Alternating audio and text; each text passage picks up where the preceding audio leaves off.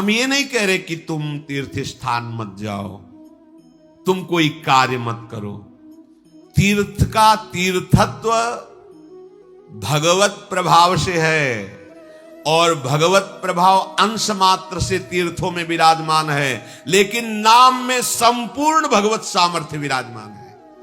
अगर तुम्हारी जिह्वा पे राधा राधा राधा कृष्ण कृष्ण कृष्ण चल रहा है, तो आप तीर्थों को भी पावन करने की सामर्थ्य वाले नाम का उच्चारण कर रहे हैं। आपके चरण जहां पड़ेंगे वही तीर्थ हो जाएगा। तीर्थी कुर्वन्ति तीर्थानि। भगवान प्रसन्न हो गए तो जितने ऋषि मुनि महात्मा सबका आशीर्वाद आपके ऊपर हो, कौन परास्त कर सकता है। तो हमारी बात को ध्यान से सुनो। तुम जिस परिस्थिति में हो, भगवान ने तुम्हें जहां रखा है, जैसी परिस्थिति में रखा है, तुम्हें निराश हताश होने की जरूरत नहीं है। वहीं तुमको सब फल मिल जाएगा। बस तुम ठीक से नाम जप करना शुरू कर दो। नाम जप अर्थात निरंतर भगवत संयोग, निरंतर भगवत संयोग। जेहि नाम तेहि कृष्ण। कृष्ण नाम और कृष्ण स्वरूप अभेद है। जेहि नाम, अगर हम बोल रहे राधा राधा, तो मेरी लाडली जो राधा नाम रूप से मेरी जिह्वा में विराजमान है, अपार कृपा कर रही है। ये राधा नाम ऐसे सुनने को नहीं मिलता, ना जिह्वा में आता है। जब महारानी जी के रजोपसेवी रसिक जनों की कृपा, धाम की कृपा, तब जाके राधा नाम। ये तो राधा नाम वेद पुराणों से भी अलक्ष्य है। ये अन्यत्र आपको कहीं नहीं सुनने को मिले। यहीं से बाहर हटिए, मथुरा जाइए तो जय श्री कृष्ण मिलेगा। जय श्री कृष्ण। क्योंकि ये भूमि जिसमें आप विराजमान हैं, ये महाप्रेमामृत का सार परा विद्या स्वरूप राधा नाम। वृंदावन के वृक्ष को मरम न जाने कोई, यहां डाल डाल और पात पात में राधा राधा। यहां तो वायु भी राधा राधा बोलती है। यहां के पशु पक्षी राधा यशो मुखर मत, एक एक पक्षी राधा राधा बोलता है। हमारी श्रवण इंद्रिय में दम नहीं, इसलिए हम समझ नहीं पा रहे। महाप्रेम समुद्र है श्री धाम वृंदावन। मन नहीं लगता, कोई बात नहीं। भाव नहीं बनता, कोई बात नहीं। आप केवल जिह्वाग्रे, जिह्वा के अग्र भाग में उच्चारण कीजिए राधा राधा राधा। जिह्वाग्रे नहीं, मन से अग्रे। मन लगे ना लगे, जीभ से बोलो, तुम्हारा काम हो जाएगा। नाम से जगन्यंता सर्वेश्वर भगवान खिंचते हुए हमारे पास आ जाएंगे। पतंगो यथा त्वामनु भ्राम्यमाणः। प्रभु हैं पतंग, नाम है डोरी। खींचते जाओ राधा राधा राधा, नजदीक आते चले जाए। पतंग को पकड़ना चाहो, डोरी छोड़ दो, कभी नहीं पकड़ पाओगे। नाम छोड़ दो, भजन छोड़ दो, और साधन करो, हरि नहीं अधीन होने वाले। डोरी है, नाम रूपी डोरी को निरंतर खींचते राधा राधा राधा। पतंगो यथा त्वामनु भ्राम्यमाणः। मृत्यु का भय तुम्हें इसीलिए सताता है कि तुमने मृत्यु की तैयारी नहीं की। जैसे किसी गृहस्थ के यहां अचानक 20 आदमी आ जाए, वो घबरा जाएगा कि हमने कोई तैयारी नहीं की है, कैसे एकदम 20 आदमी एकदम। और जब बारात आती है तो 500 1000 आदमी आते हैं, मुस्कुरा के स्वागत करता है। क्यों? पहले से तिथि तारीख निश्चित थी, तैयारी फिट थी। 500 की जगह अगर 100 और बढ़ जाते हैं तो कढ़ाई चढ़ी हुई, कोई परेशानी नहीं। हमें जहां जाना है वहां का हमें परिचय प्राप्त हो चुका है, हमारा निश्चय हो चुका है, तैयारी है पूरी। अभी जाना, अभी चल दे, कोई परेशानी नहीं। लेकिन आपने तैयारी तो रहने की है, जाने की तो की नहीं। यहां पूरे विश्व में जितने भी हैं, कोई बिरले हैं जो जाने की तैयारी में लगे, नहीं सब रहने की तैयारी में लगे। नहीं, अब ये पेंट थोड़ा गंदा हो गया, नया पोतवा दीजिए, ये हो, ये बनवा दीजिए, वो कर दीजिए, सब रहने की तैयारी में, आखिरी तक। दांत खराब हो गए, नए लगा दीजिए। आंख खराब हो गई है, ऑपरेशन करके चश्मा लगवा दी। कान खराब, मशीन लगा दी, मशीन। हाँ, वो दिल ब्लॉक हो रहा है तो नली डाल के कर दीजिए। अब रहने की तैयारी। अब जब जाने की बात आती है तो होश उड़ जाते हैं। हमने जाने की तो तैयारी नहीं की थी। मृत्यु से भय क्यों लगता है? क्योंकि तुमने जाने की तैयारी नहीं की। और जाना पक्का है। जैसे सरकारी आदमी होता है ना, उसको बंगला गाड़ी मिलती है, प्रयोग करता है, उसकी आसक्ति नहीं होती। क्योंकि कब सरकारी आदेश आ जाए कि इस प्रांत से उस प्रांत में जाना, वहां बंगला गाड़ी मिलेगा। वो सरकारी है, प्रयोग कर रहा है, लेकिन उसकी आसक्ति नहीं।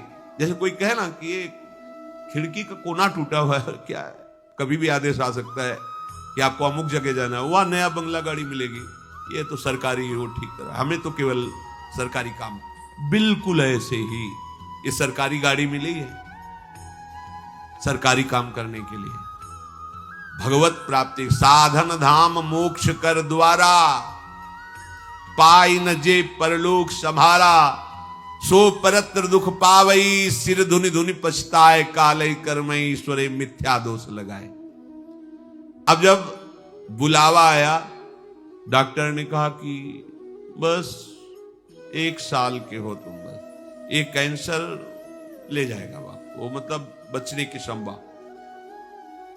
क्योंकि तैयारी जाने की नहीं की थी ना, रहने की तैयारी की थी। अब कहां जाएंगे? जितना हमने प्रेम फैलाया वो तो यही है, जितना हमने कमाया वो सब यही है, जिसके लिए कमाया वो सब यही। अब हम कहां जाएंगे? हमारा मित्र कौन होगा? हमें प्यार कौन करेगा? हमारे पास है क्या? गया। मन पछितई है अवसर बीते, दुर्लभ देह पाए हरिपद भजु, करम बचन अरु जीते। मन पछितई है अवसर बीते। ये सुत बनिता आदि जान स्वार्थ रत, ना करुणे सभीते। अंत ही तो ही तजेंगे पामर, तू न तजय वहीं ते। ये सब तुझे छोड़ देंगे, तैयारी कर। गुरु कृपा से हम अपने हृदय की बात कहें, प्रतिपल तैयार है। क्यों? जिसे कभी स्मरण भी आया कष्ट होता, जैसे कल था रेलवे स्टेशन, बीच में एकदम प्रसन्नता होती है। श्री जी के पास जाना। कहां जाना है? श्री जी के पास जाना है। मृत्यु हमारे लिए मृत्यु थोड़ी है, श्री जी के पास जाने का पास है कि अब फाइनल। अभी तक तो भाव से रहा, अब फाइनल, खत्म, संसार चक्र खत्म। अब तो अपनी लाडली के पास जाना है, बस। कितना आनंद!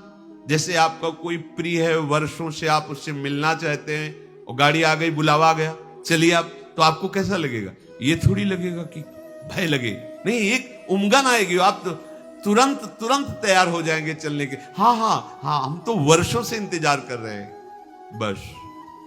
ये जो मृत्यु तुम्हें भय प्रदान कर रही, तुमने तैयारी नहीं की। मृत्यु अमंगल में नहीं है, परम मंगल है। मृत्यु शोक नहीं है, महोत्सव है। बस यही समझ नहीं पा रहे। क्यों? भगवान ने मृत्यु को अपना स्वरूप कहा है। मैं सर्व कुछ हरण करने वालों में मृत्यु हूं, मेरे प्रीतम है मृत्यु, और कोई नहीं है, श्री कृष्ण है। आलिंगन करो अपने प्यारे श्री कृष्ण का और निरंतर दिव्य लीला में पहुंच चलो। पर यह बात की कोई तैयारी नहीं कर रहा। सब जीने की तैयारी हो, यही रहने क्यों, किसी को नहीं रहने दिया जाएगा। ये सरकारी बंगला है, यहां ट्रांसफर होते रहते हैं, पुराने गए नए आए, पुराने गए नए आए। आप खुद देख रहे हैं कौन रहा। लेकिन अपने लोगों की बुद्धि इस बात में तैयार नहीं हो रही कि मुझे जाना है।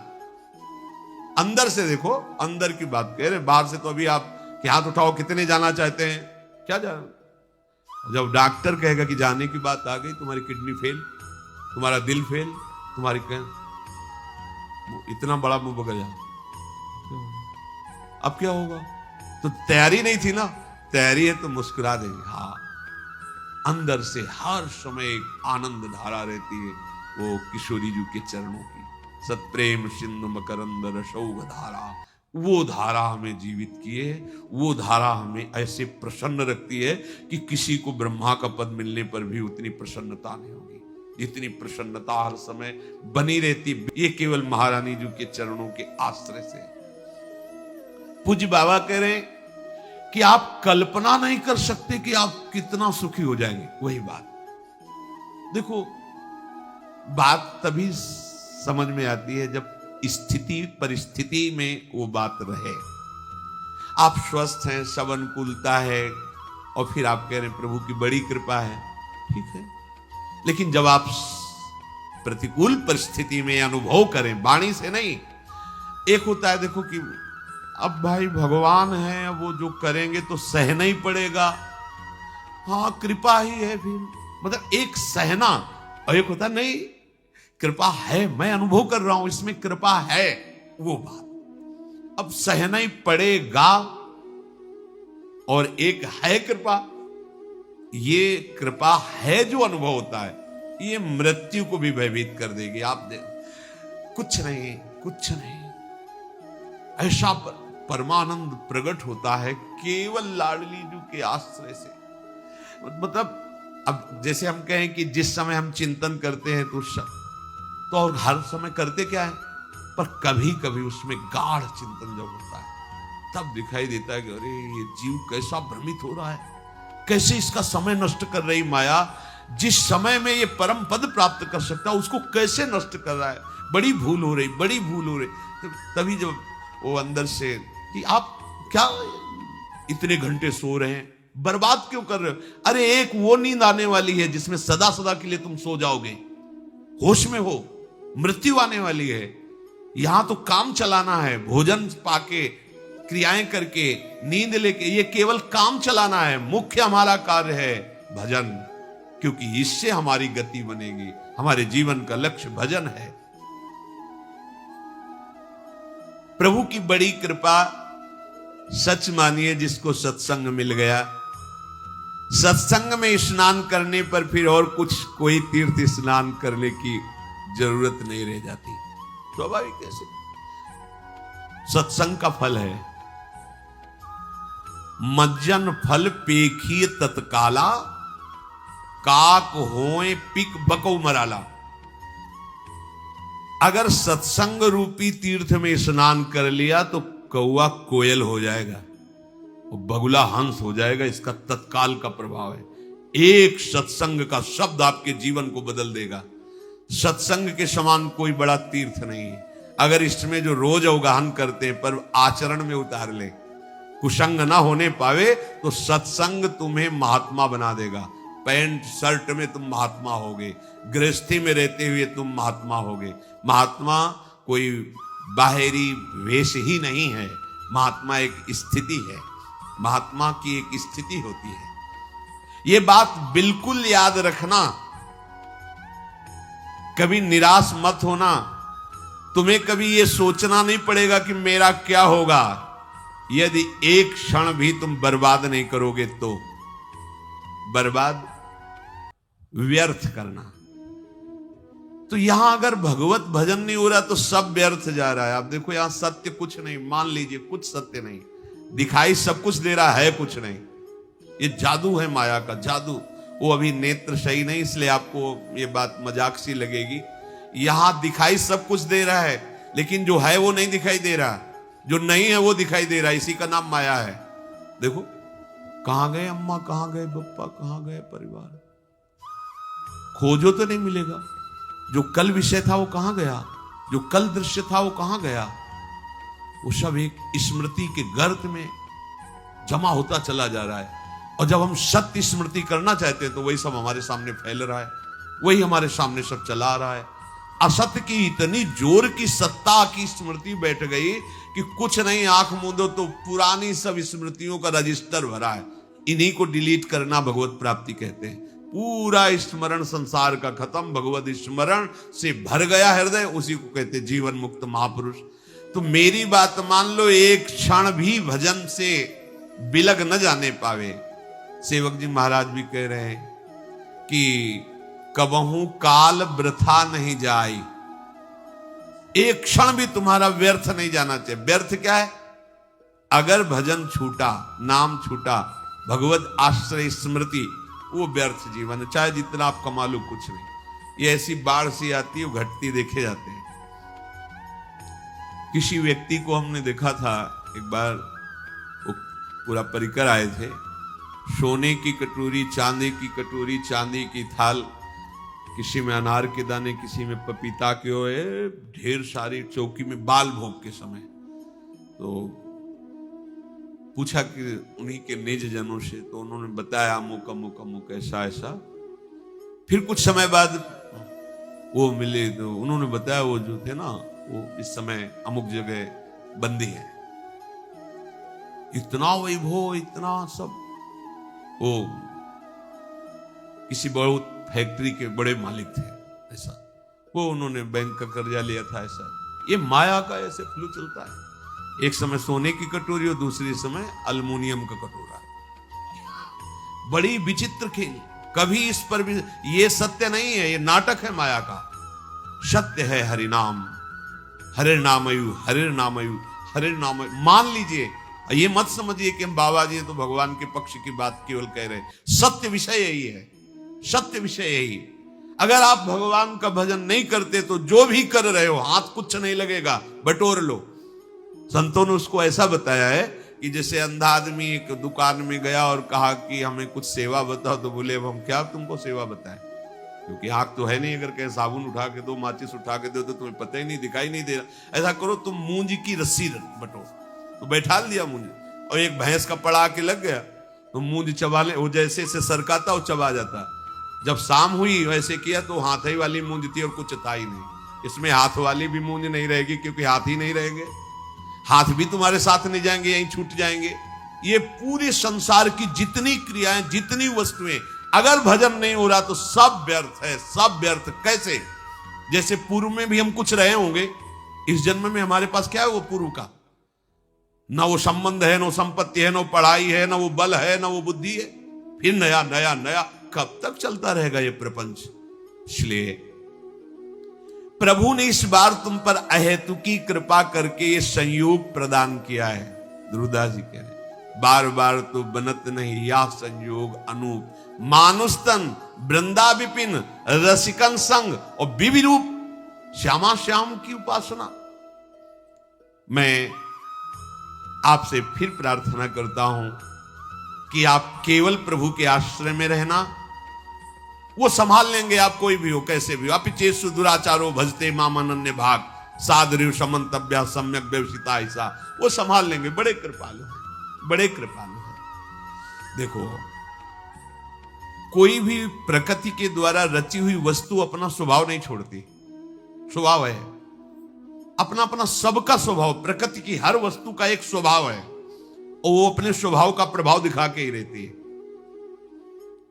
पारस का एक स्वभाव है कि छू जाए लोहा तो सोना बना देती है।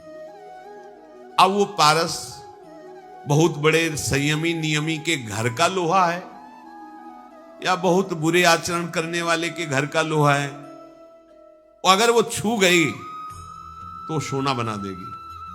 ऐसे ही भगवान का नाम का एक स्वभाव है और उसका प्रभाव है। तुम कैसे हो इससे कोई मतलब नहीं है नाम को, जैसे पारस को कोई मतलब नहीं। सिर्फ लोहा, किसके घर का लोहा है, किस प्रयोग में आता था, इससे कोई मतलब नहीं। छुआ, स्वर्ण बना दिया। ऐसे ही नाम, तुम कौन हो, किसके घर के हो, कैसे आचरण वाले हो, कोई मतलब उसको नहीं। शुरू कर दो नाम जपना, वो आपको संभाल लेगा। पारस तो सोना बना देती है, लेकिन ये नाम नामी को अधीन करा देता है। सर्वलोक महेश्वर भगवान उसके अधीन हो जाते। सुमिर पवन सुत पावन नामू, अपने बस करी राखे रामू। और भगवान तो आपको प्यार कर ही रहे, क्योंकि भगवान कभी असत्य नहीं बोलते। भगवान कहते हैं सुहृदम सर्वभूतानाम, मैं समस्त भूतों का सुहृद हूं, बहुत प्यार करता हूं। तो हम भी तो है ना,